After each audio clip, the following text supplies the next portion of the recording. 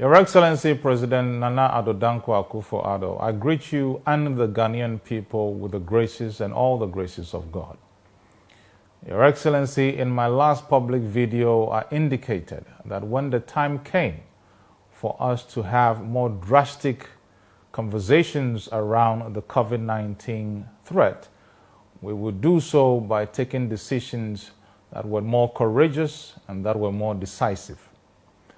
Your Excellency, I believe we are at that point, and there is a need now to exercise that decisive courage.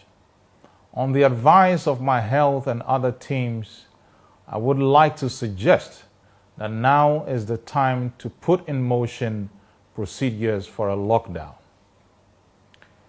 Due to the weaknesses in some aspects of our health systems, due to weaknesses at our borders, due to the growing COVID-19 cases internally and in our neighboring countries, due to the exploding numbers of contact tracing numbers, due to the lack of the necessary funding to fight this threat, and due to several unknown parameters concerning this new COVID-19, I would like to suggest the following. Number one, that our borders and all points of entry into our beloved country remains closed for the next 21 days, at which time it could be reviewed and further actions taken. Number two, that we give our fellow citizens 5 to 7 days to stock up and subsequently to impose a state of national emergency and a total restrictions on all movements privately and publicly, as well for another 21 days. Your Excellency, there are some who will struggle to survive during this lockdown and who will need our support. I suggest we make use of our national food buffer stock. I suggest we ask and coordinate immediate support from food and general industry players. And I would also like to suggest that we put together an incentive for the telcos to offer some minimal emergency credit systems for the next 3 weeks to all citizens so subscribed. These aren't beyond us as a people. Your Excellency, it is my measured view that if we lock down now, number one, on population, we stand a higher chance of retaining a large number of our healthy population than to have a population that has been made sick, that has been panicked, and that is slow to recovery and returning to any form of normalcy after the crisis deepens. Number two, our health infrastructure. We will survive with a stressed but not overwhelmed health system as opposed to a health system that is overwhelmed and brought down to its knees. Number three, our logistics and supplies.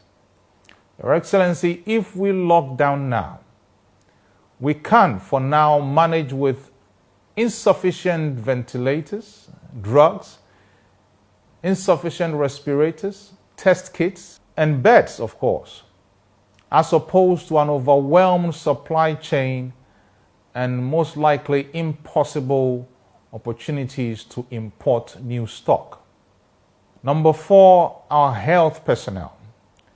Your Excellency, if we do a lockdown now, our own health personnel who are most critical to dealing with this fight stand a low risk of infection than when this whole COVID-19 threat deteriorates.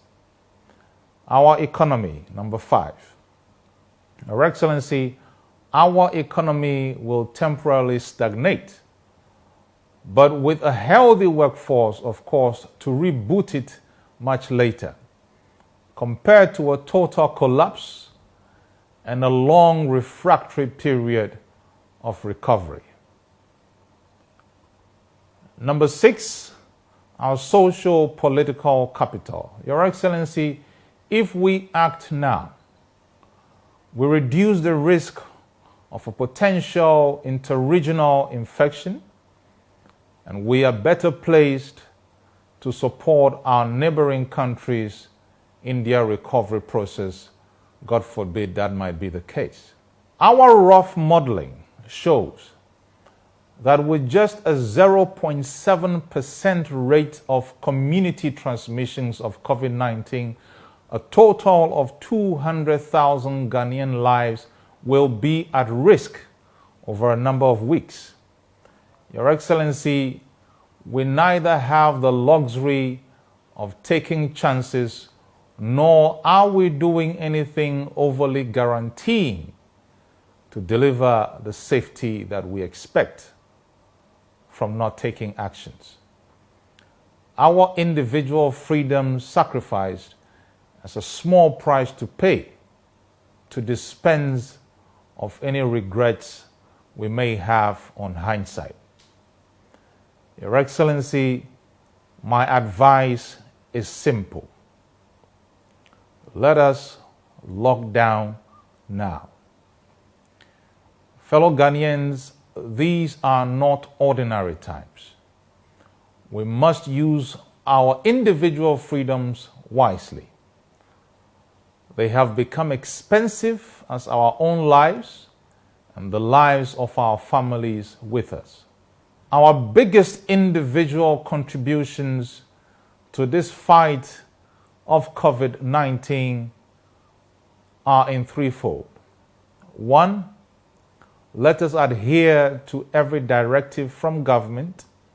Number 2, let us take excellent and extra care of ourselves. And number 3, let every one of us pray to their God. May God hold us all in the palms of His gracious hands. We shall overcome this, inshallah.